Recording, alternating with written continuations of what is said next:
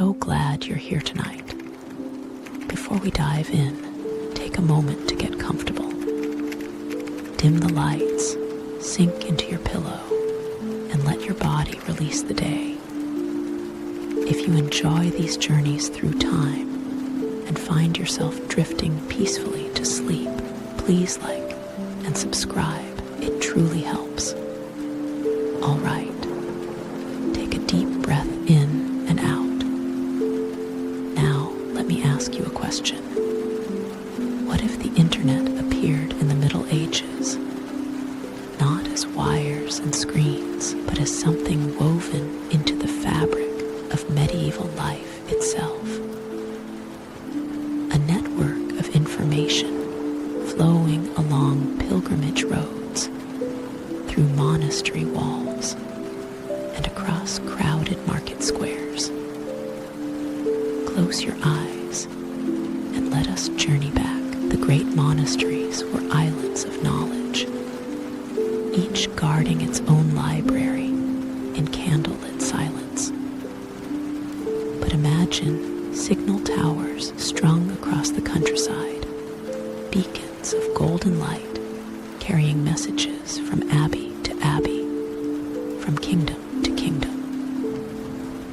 A monk in Ireland sends a question about astronomy. A scholar in Rome replies within days.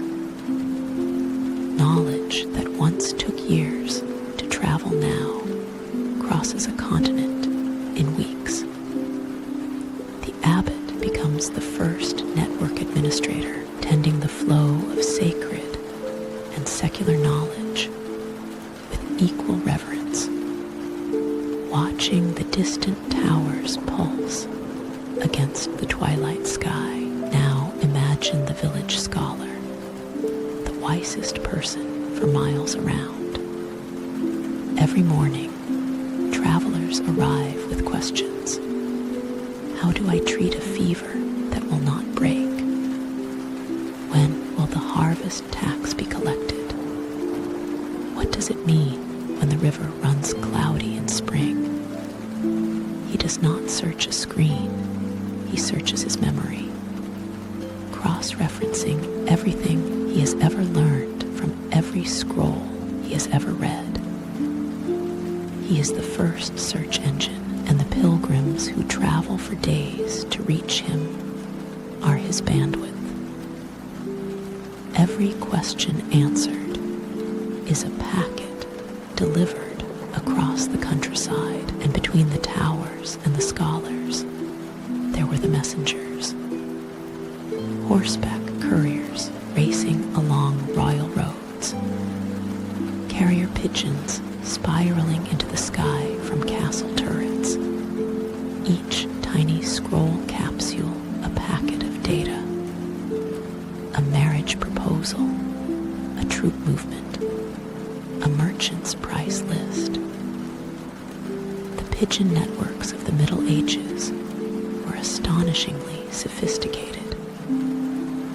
A well-trained bird could carry a message 300 miles in a single day. Nobles maintained dovecotes like we maintain server racks. Before fiber optics, there were feathers against the sky. Castle gossip has always traveled fast. But with the network, a scandal in Paris reaches London within a week. Lords post about their harvests. Knights share battle techniques across kingdoms. The court jester becomes the first viral content creator, his jokes traveling the network from village to village, town to town, growing and changing with each retelling. A clever rhyme composed in a drafty hall on a Tuesday night might be recited in a dozen languages by Sunday. The meme was born in candlelight, and it spread faster than anyone could have imagined. And then there were the troubadours, the traveling content creators of their age. wandering from castle to village to crossroads inn, carrying not just songs, but news, political commentary, and the latest fashions from distant courts. A troubadour arriving in a sleepy village was like a software update arriving on your device. He brought the latest ballads from Provence. He carried news of the king's health. He knew which noble had fallen from favor, and which merchant's daughter had made an advantageous match. He was a living, breathing RSS feed, strumming a lute. The pilgrimage roads were the backbone of this medieval network.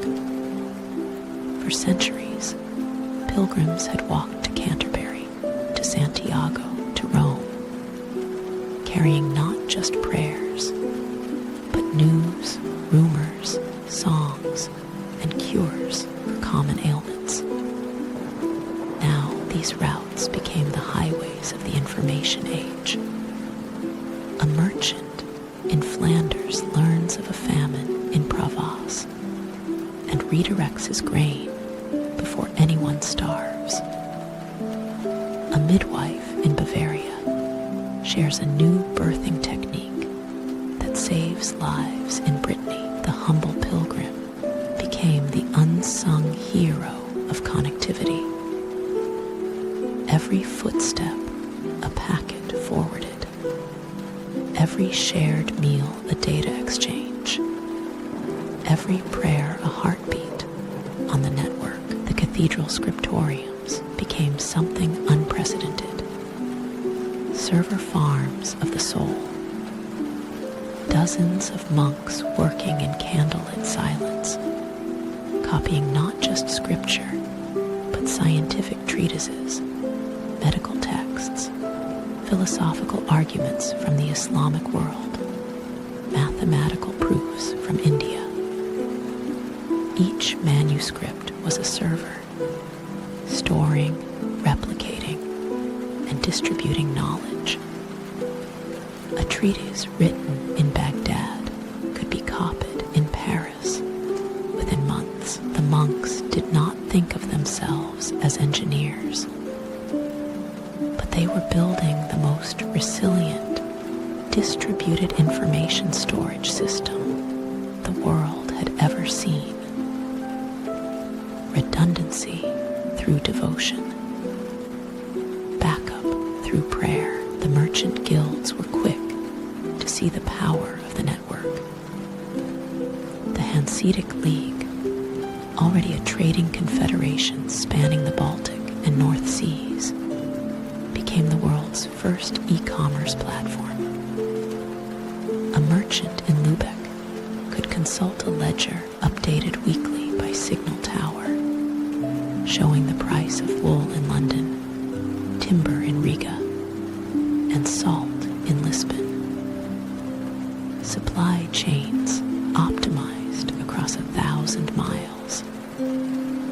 Letters of credit verified across borders before the ship even docked. The medieval internet did not just share ideas. It moved money, goods, and power. Commerce became information, and information became the most valuable currency of all. And then came the universities: Bologna, Paris, Oxford, Salamanca. Not just schools, but nodes of extraordinary density in the medieval network. 1,000 young minds gathered in one place, all connected to the wider web of knowledge. A debate in Paris could influence a scholar in Prague within weeks. The universities were the broadband hubs of their age, places where the golden threads grew thickest, where knowledge was not just stored, but generated, challenged, refined,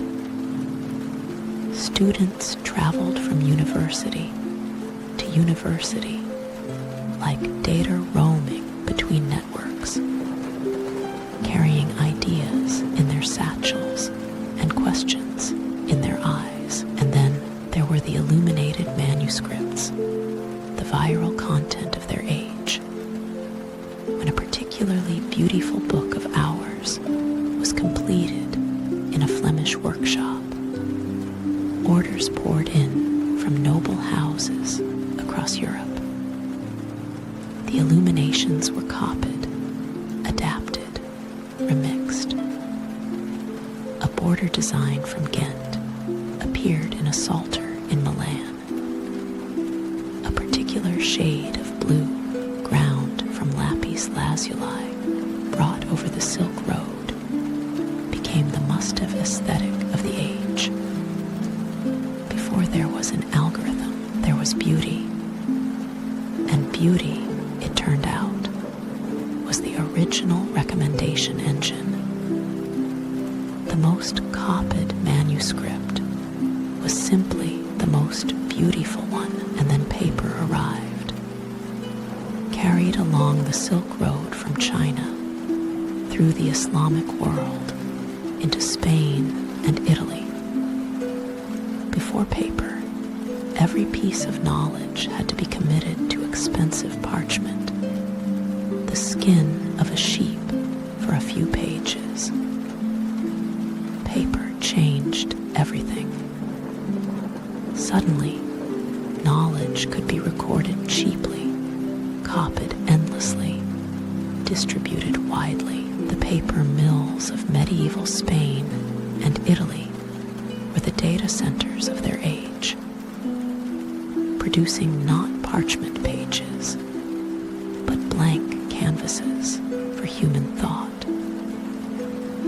The cost of storing a byte of medieval knowledge dropped by orders of magnitude. The information revolution had its medium, but not all information flowed freely. The church, the great gatekeeper of medieval knowledge, began to worry. How do you moderate a network when anyone can add to it? Heretical ideas were spreading. Copies of forbidden texts appearing in scriptoriums with no known source. The Inquisition became, in part, a content moderation system. Trials were held not just for blasphemy, but for spreading unauthorized information. Certain scrolls were marked with a crimson thread, a scarlet letter of the network age. The first instance of deplatforming took place in a stone chamber lit by torches, and a silenced scholar walked out into the night, carrying his banned ideas to a quieter corner of the network. And so the dark web was born, not in server rooms, but in candlelit cellars. Alchemists shared forbidden formulas for transmutation. Heretics communicated encoded messages hidden inside innocent-looking letters to family members. Scientists who dared to suggest the Earth moved around the sun passed their findings through underground channels, their dangerous ideas encrypted in allegory and symbol. The network became too vast, too distributed for any single authority to control. Every time a node was severed, 3 more appeared in the shadows. Information, like water, always found its way through the cracks, but the network was not only for the powerful, the bishops and merchants and university masters. It also belonged to the folk healers, the midwives, the cunning women, and wise men of 1,000 villages,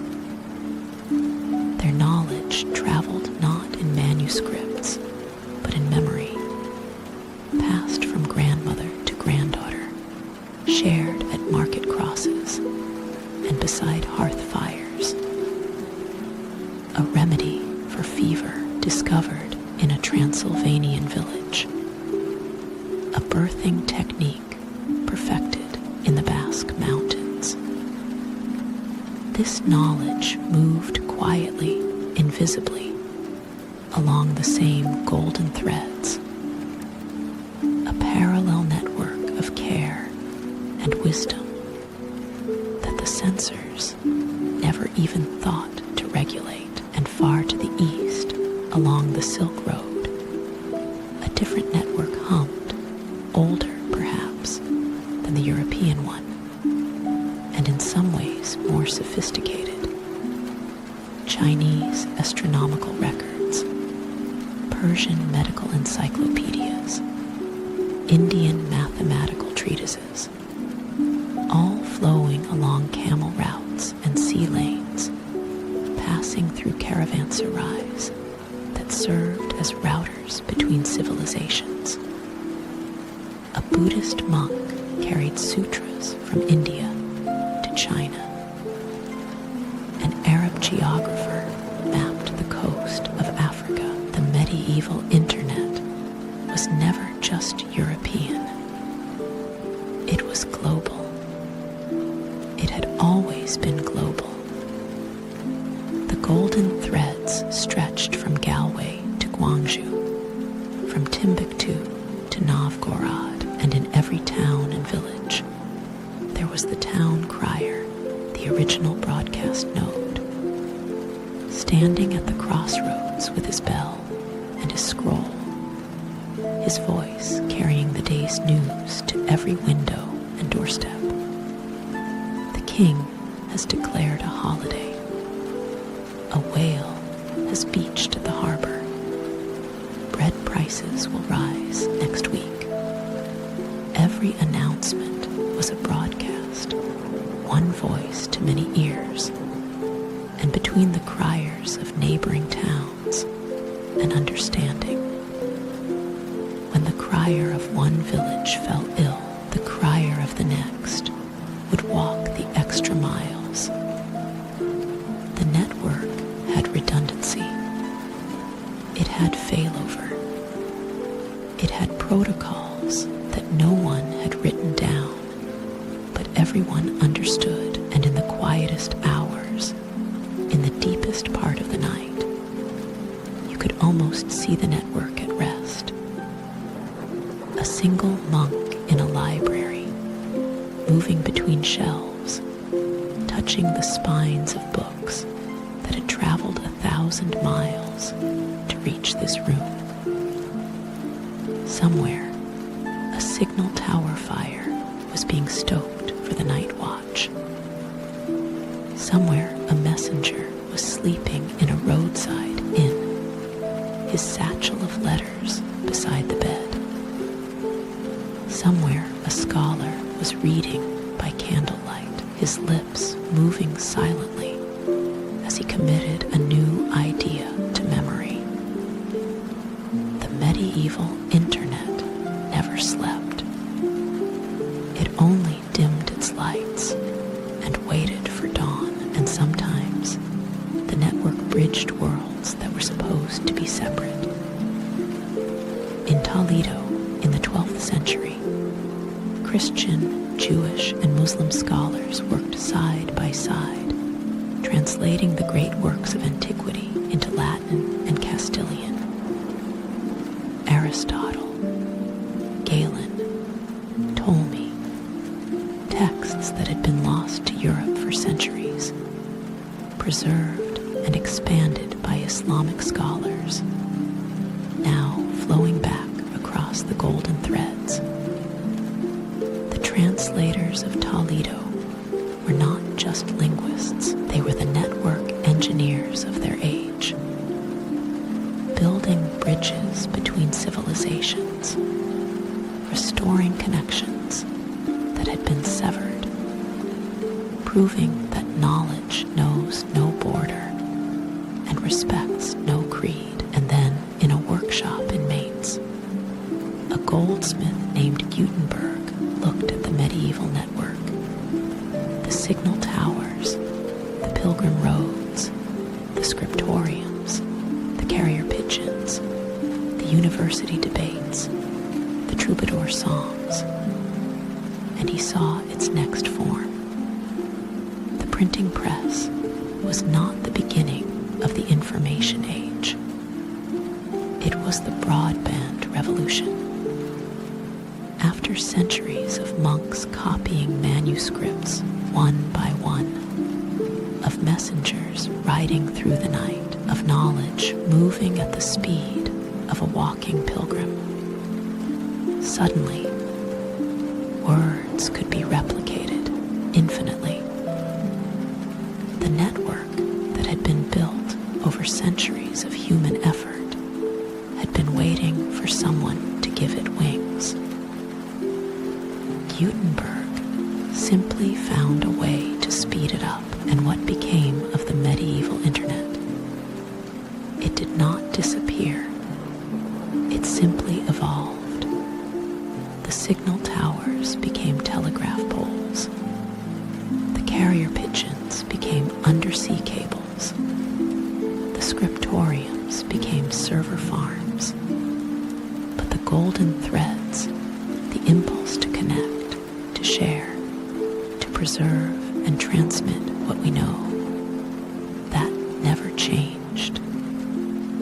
Every time you send a message that travels across the world in an instant, you are standing in a long line of monks and messengers and pilgrims who did the same thing more slowly, more laboriously, but with the same essential hope that what they knew might reach someone who needed it.